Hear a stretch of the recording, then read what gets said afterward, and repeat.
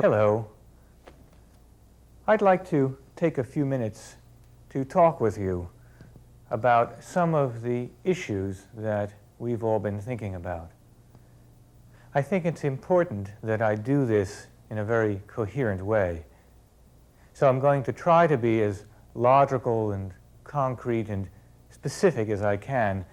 in order to avoid generalizations. I'd like to talk about the whole idea of language, and in particular, its relation to a kind of body tongue, a basic critical mode that's too often too freely divorced from any formal consideration, but which is quite thoroughly enmeshed in the tissue of a kind of subjectivity that lends itself to a discussion that's both rhetorically inflected and perceptually quite resolved. Let's consider what I'd like to call the residues of artifice. By this, I mean a residual substructure of affect that would be homologous or equivalent to the ultimate destination of dialectic, if it weren't for the fact that its own inner laws appear to be generated by the lexical indices of a kind of ontological pre-existent, and, of course, by the inevitable paradigms of postmodernist capitalism. Deconstructed and reduced to a pretextual mode of utterance, we find that its formerly paradigmatic level of suture proclaims a kind of ideology that sustains both a phenomenological reading and which is itself polemically encoded.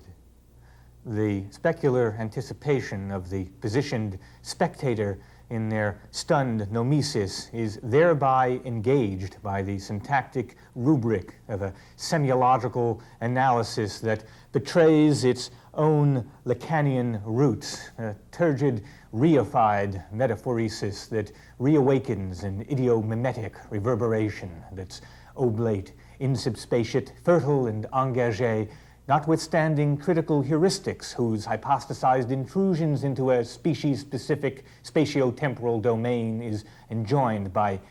ironic distantiation.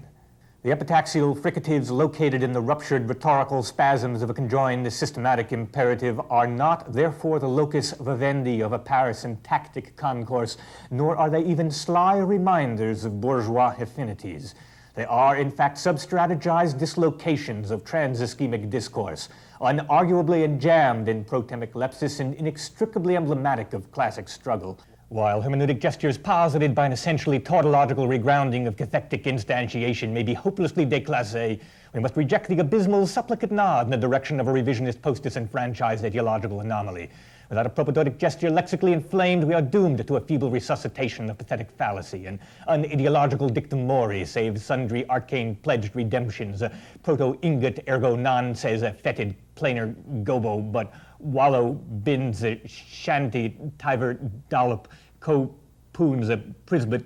merkli sconse